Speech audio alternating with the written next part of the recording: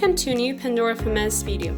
This time we will talk about what events are in Pandora FMS, how to see them, and some of their configurations. We will start by finding out what an event is. An event is any event that may take place in your monitor systems.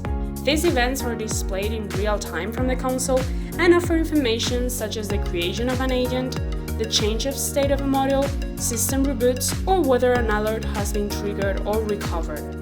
These are just some examples of data that can be seen in the event view and that can be used to carry out manual actions in order to solve problems or make specific checks. Pandora FMS also includes event correlation, with which you can automate different actions by comparing with logical rules the different events that are generated in a period of time, and that will make management easier. But we will see this in more detail in another video. Event view. Now that we have made clear what an event is, we will analyze what we can see in the console. Within the event view, you can do several things on events, such as changing their status to validated or in process, deleting them, or even executing custom responses, such as pinging the host. Next, we will briefly explain each of the sections within event view, as well as see the different configurable fields within events. In this view, as we have previously mentioned, you see all the events that took place in your monitor system, as well as those custom events that can be created by tools such as the alert system, the API, or Pandora FMS CLI. Tools we will delve into in coming videos. For now, we will focus on managing these events regardless where they come from. The number of events generated by a monitoring environment can be huge. For that reason, the event view has a powerful filter system that will allow it to display on screen only the specific events that interest the user each time. In this view, there are two clearly differentiated parts for filtering. In the first one, you can narrow down your event search taking into account data such as the group the agents belong to, their status, severity, etc. In addition, you have the possibility to indicate in hours how much time you want to check from that moment backwards. Within the event type dropdown, you can see options such as filtering by created agent, trigger alerts, monitors in critical status, and many other options. The second part is advanced options. These help you filter in a more exhaustive way through fields such as agent or specific module search. Among the other options that we see, there's the possibility of indicating a specific time range for both day and hour intervals. This filtering can be created manually every time you need to check specific events, but it is also possible to save it if you're going to use it on a regular basis. Then just select it within the Upload Filter option to use it again. You may assign default filters to each of your environment's users. That way, when you open the event view, only those that meet the default data will be loaded. Once your filter is applied, in the following table you will see the events and the different fields, which can be modified within the event configuration that we will see later. First, there's a column where severity is indicated. Pandora FMS distinguishes between 7 different types. Some of them are major, normal, warning, or critical. Each one has their own color code, which is the one we see represented in the column. You may also see the name of the event, where there's a small description of what created the event, either because of a change of status of a model or a triggered alert. In turn, you may see which agent the event belongs to. If you're not familiar with the term agent, take a look at our specific videos about agents in Pandora FMS, where you will learn what they are, what types of agents there are, and how they are configured in a very simple way. Continuing with the available fields, there's the status of the agent, which you may find as new, validated, or in process. This state can be modified in 3 different ways. It can be manually validated from this same view with the journal buttons located to the right of each of the events, which can be used to validate one or mass validate events. It can also be validated manually from the Answers option within Show More of the event, as we see here. And finally, the self-validation. Events can be automatically validated using the Event Self-Validation feature, which can be enabled or disabled in Pandora FMS server configuration file. In new installations, this option is activated by default. Self-validation takes place when there's an event coming from the same module and the same agent with another status change. For example, if your host alive module of your AP1 device changes to critical status, and after a few minutes this module returns to normal state. there will be no need for manual validation of the critical event. Right when the agent changes the status automatically, the event with the previous status is validated. Finally, there's the timestamp column, which will indicate the time the event was generated. Pandora FMS console configuration allows you to see this data in two different ways.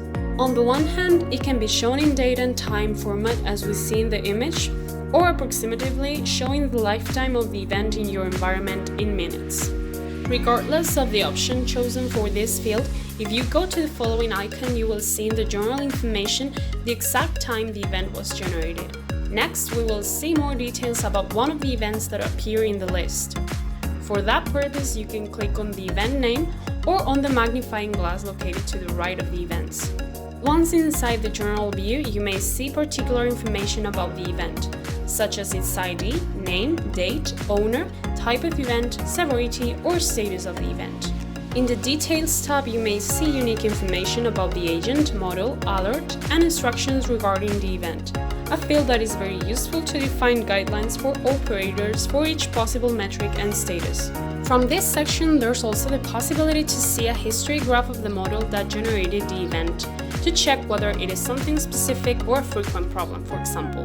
The Agent Fields section will show all relevant information about agent custom fields the event is associated with. If you go to Comments, those users who have permissions can leave any text in the box.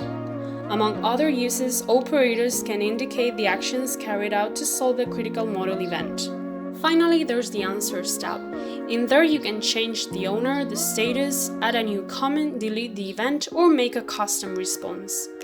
Although there are already some created by default, such as pinging the host that caused the event, there's also the possibility of creating custom responses, as we will see later. Event configuration. As we previously mentioned, this event view can be configured, as well as the custom responses to execute. To configure the event view, go to the Event Management section in the side menu. In the Filters section, you can create a new one or edit an existing one. Here you will also find those that you saved from the option that gave you the event view.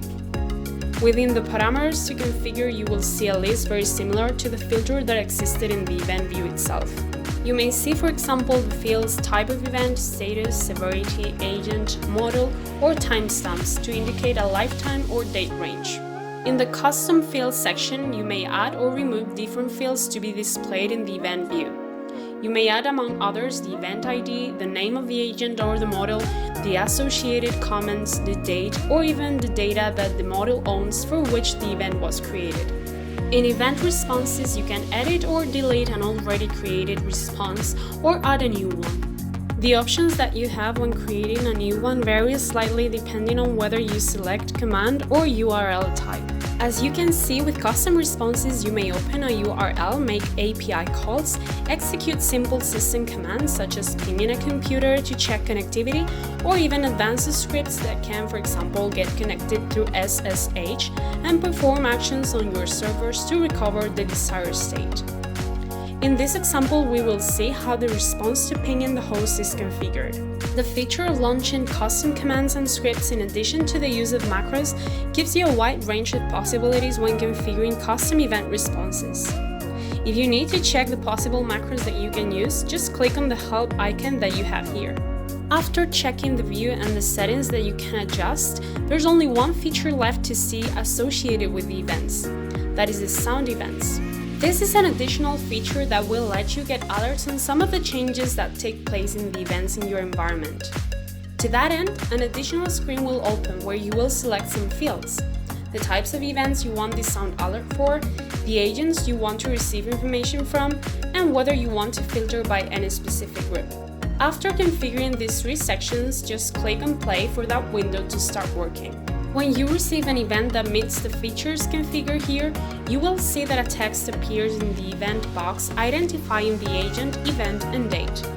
You will also see that a blinking red button will be fired and a sound will be played through the browser.